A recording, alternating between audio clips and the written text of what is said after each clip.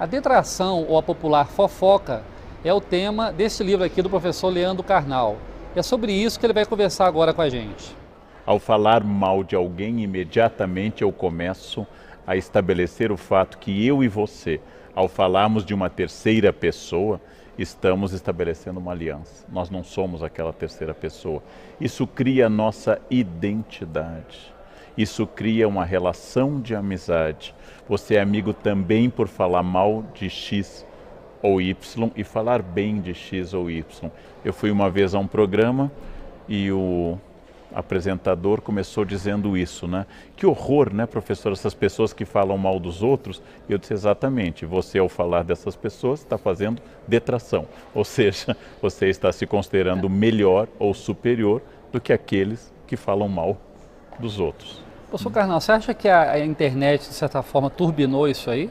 Turbinou porque ela atomizou a possibilidade de todos se tornarem autores. Turbinou porque ela retira o ônus da presença física. É mais difícil falar mal das pessoas com o risco físico da presença, do ônus de, por exemplo, receber uma resposta na cara ou até uma agressão física, mas também porque neste nosso mundo líquido, usando uma expressão do Bauman, nós nos tornamos todos autores com autoridade. Por exemplo, no momento que eu abro uma conta no Facebook, automaticamente eu ganho um diploma de jurista especializado em Constituição, apto a emitir opinião sobre o impeachment abalizada ao lado dos maiores constitucionalistas do Brasil, porque eu tenho conta no Face. No momento que eu tenho o acesso à internet, eu posso emitir opiniões sobre medicina, educação e história. E se alguém me disser que está errado, eu digo, é sua opinião. Há poucos dias eu emiti uma opinião sobre o abandono que o Reino Unido está fazendo da União Europeia. Um menino de 14 anos me respondeu, você está completamente equivocado. E eu pensei, a mãe dele era virgem e eu já publicava livros sobre o tema. E ele diz que eu estou equivocado. É claro que eu posso estar equivocado. E idade não é um argumento, senão os argumentos da Rainha Elizabeth seriam superiores aos da média dos ingleses.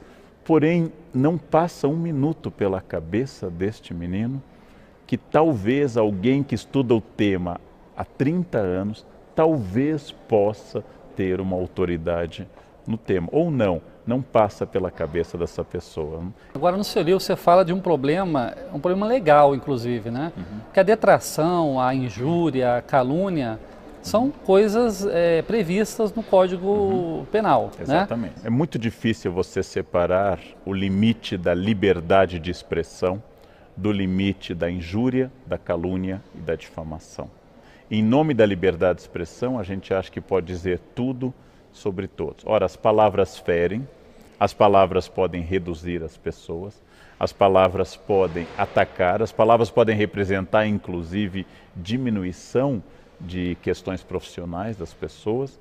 Logo, como eu dou o exemplo no livro, no caso da escola, que foi caluniada, sendo escola acusada, base, né? Um caso clássico em jornalismo, caluniada a partir da fantasia de uma criança e a partir do depoimento de outras pessoas, essa escola foi destruída, as pessoas foram destruídas, era absolutamente sem nenhum sentido aquilo que está sendo dito. Por isso, liberdade de expressão é garantida pela lei e é um dos grandes privilégios da nossa vida. Porém, saber que as palavras ferem e destroem é fundamental na responsabilidade da imprensa e de todo cidadão que fala em público ou que publica ou que comenta. Este cuidado nós temos que ter. Professor Carnal, falando um pouco da área da história, que é a sua área, né? Falar mal do opressor é uma forma de detração ou seria apenas uma arma do fraco contra o poderoso? As duas coisas, porque, como eu dou o exemplo no livro, a estátua do Pasquino, que fica do lado da Piazza Navona, onde o Brasil tem embaixada, bem perto da embaixada brasileira, ela tem uma boca redonda, no qual os romanos há séculos colocavam ataques, ora aos papas, agora podia ser ao Berlusconi, a situação da Itália e assim por diante. O humor, a ironia popular, a charge, o veneno, é uma espécie de arma contra quem a gente não tem mais nenhum poder. Professor, o debate político de hoje é um poço de maledicências, né? O senhor acompanha isso muito bem. Sempre foi assim ou a gente está vivendo um momento excepcionalmente ruim? Ah, sempre foi assim. No século XIX, quando Dom João VI chegou, o príncipe ainda regente, não, Dom João VI, e colocou nas portas da Casas PR, Príncipe Real, os cariocas leram como põe-se na rua. A detração política tem uma função. O problema, se ela é apenas o ataque, e o problema maior é dar mais atenção à vida pessoal do candidato do que às suas propostas. O candidato ser ou não ser casado, o candidato ser ou não ser um homem fiel, o candidato ser ou não ser hétero é absolutamente irrelevante em relação às propostas dele para a economia, para a diplomacia, para os blocos econômicos e Agora, assim esse é um por modelo diante. bem norte-americano que a gente segue. Na Europa isso não acontece, né, A professor? Europa menos interesse na vida pessoal. Nos Estados Unidos, a cultura da democracia midiática tornou a vida pessoal mais importante. O candidato deve necessária e obrigatoriamente ir para a convenção do partido com a sua esposa, de preferência com 2 filhas, esse é o ideal. Se forem loirinhas, melhor ainda. E ele deve agradecer a Deus, logo em seguida a companheira que o acompanha há décadas, que é a sua esposa, beijá-la, não de forma erótica, mas de forma apaixonada, e passar a mão na cabeça das filhas. Ele deve dizer que família é tudo, então ele é livre para dizer suas ideias políticas. É quase que a carteira apresentada para ele poder ingressar na política, não? Agora, essa detração em voga na política brasileira, parece que, de certa forma, ela contaminou a sociedade, né?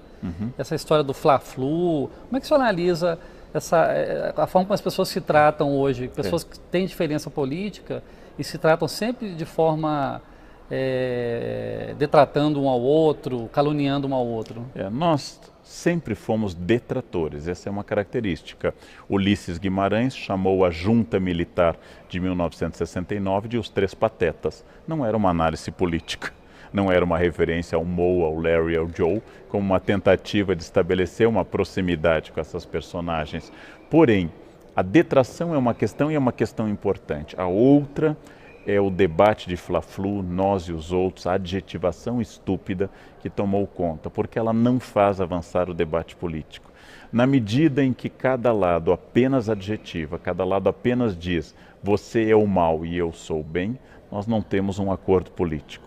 Nós temos no Brasil desconfiança de 2 instrumentos. Não é que nós não possamos ter essa desconfiança, mas nós temos. Uma é o mercado como instância reguladora das coisas, e a outra é a política como instância onde eu possa resolver os problemas. Nós gostamos mais da força, da intervenção, do Estado e da fofoca. Acreditar na política como uma instância de harmonização é mais difícil entre nós. Dá mais trabalho, né? Dá muito mais trabalho, né? Professor, muitas vezes a fofoca ela é irracional, né? O senhor até comenta isso no seu livro. Ela não se dobra nem mesmo diante da realidade. Sim. Você mostra a realidade e a pessoa continua dizendo que a verdade é a fofoca dela. Como explicar isso? Porque ela responde a forças que a gente chamaria de atávicas, primitivas, tradicionais. Então, por exemplo, nós historicamente fomos governados por presidentes quase sempre acima do peso.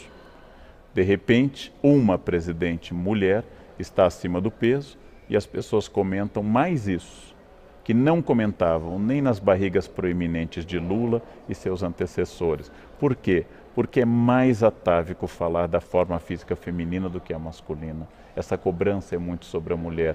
Isto é muito atávico, é a coisa mais forte que tem em nós, apelar aos estereótipos, aos arquétipos, a tudo aquilo que nos ensinaram indiretamente. Aquele aprendizado que eu tive no banco de trás do carro, quando meu pai dirigia, eu era criança e gritava, tinha que ser mulher.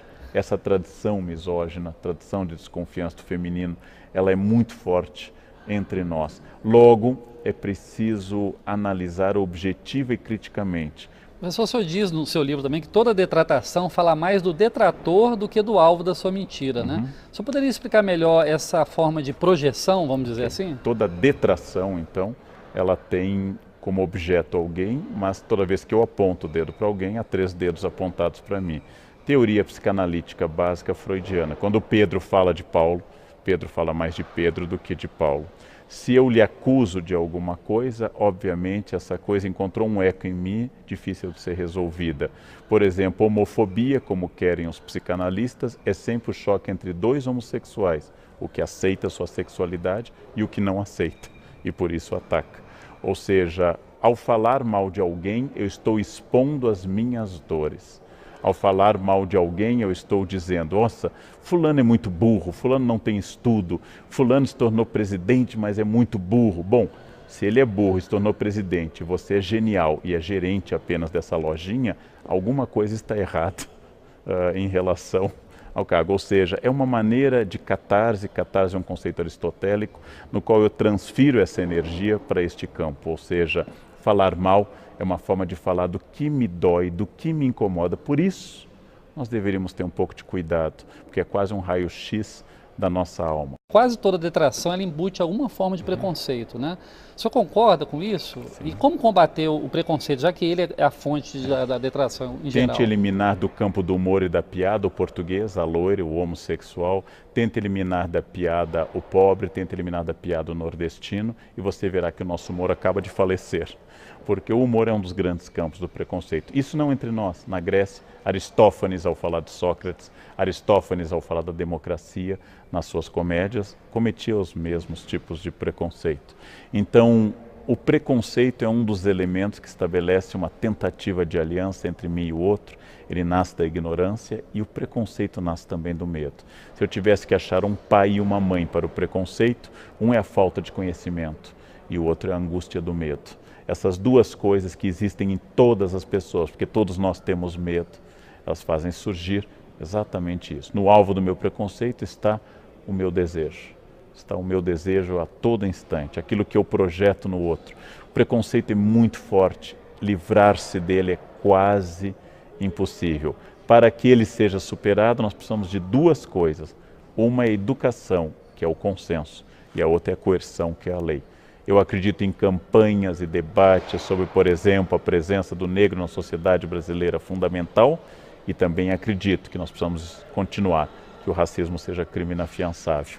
A junção dessas duas coisas faz com que as pessoas comecem a abandonar a barbárie do racismo. É preciso haver educação sobre o trato com as mulheres, que transforme as pessoas, e é preciso haver Lei Maria da Penha. Essas duas coisas podem resolver a médio e longo prazo. Imediatamente, não, porque nós somos formados por uma sociedade preconceituosa.